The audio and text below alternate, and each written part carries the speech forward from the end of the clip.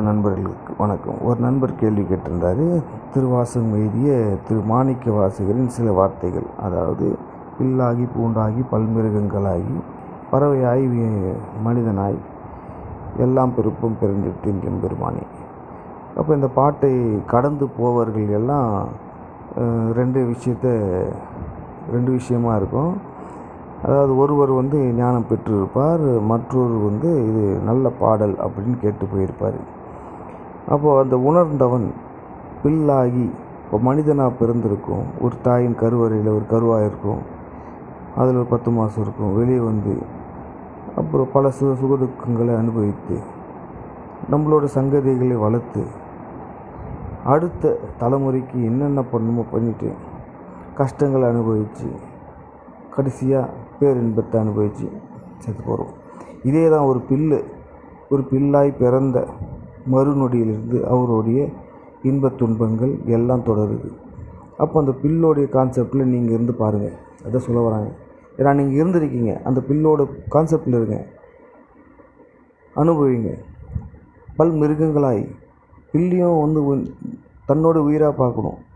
நீங்கள் தான் அந்த பில்லுன்னே பாருங்கள், அதோடைய அனுபவமே வேறு மாதிரி இருக்கும். எல்லா மிருகங்களையும் நீங்களாக பாருங்கள், எல்லாம் தான் நீங்களாக தான் இருந்திருக்கீங்க. மனிதர்கள் எல்லா மனிதர்களாகவும் நீங்கள் தான் இருந்திருக்கீங்க, எல்லாம் உங்களாகவே பாருங்கள். பறவையாய், கடல் இருக்கக்கூடிய விலங்காய் எல்லாமா நீங்கள் பாருங்கள். காற்றாய், பூமியாய், மழையாய் எல்லாமா நீங்களே பாருங்கள். ஏன்னா பில்லு இறந்த கொஞ்ச நாள்லேயே அது மண்ணோடு மண்ணாகிடும். மிருகங்கள் மரித்த சில வருடங்கள்லேயே அது மண்ணோடு மண்ணாகிடும். பறவைகளும் கடல்வாழ் உயிரினங்களும் எல்லாமே அப்படி தான்.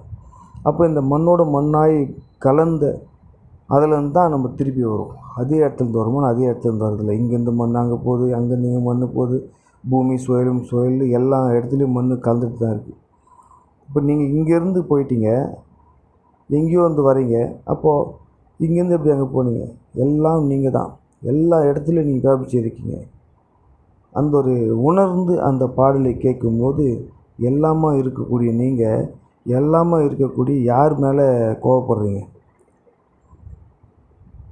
யார் கோவப்படுற? ஆப்போசிட் பார்ட்டி தான் யார்? நீங்கள் தான். அப்போது தன்மையில் நீங்கள் பாருங்கள், அந்த பாடலின் ஒரு உள்கருத்து உங்களுக்கு புரிய ஆரம்பிக்கும். இதை அனுபவிக்கும் போது தான் அதில் இருக்க ஞானம் உங்களுக்கு வெளிப்படும். நன்றி.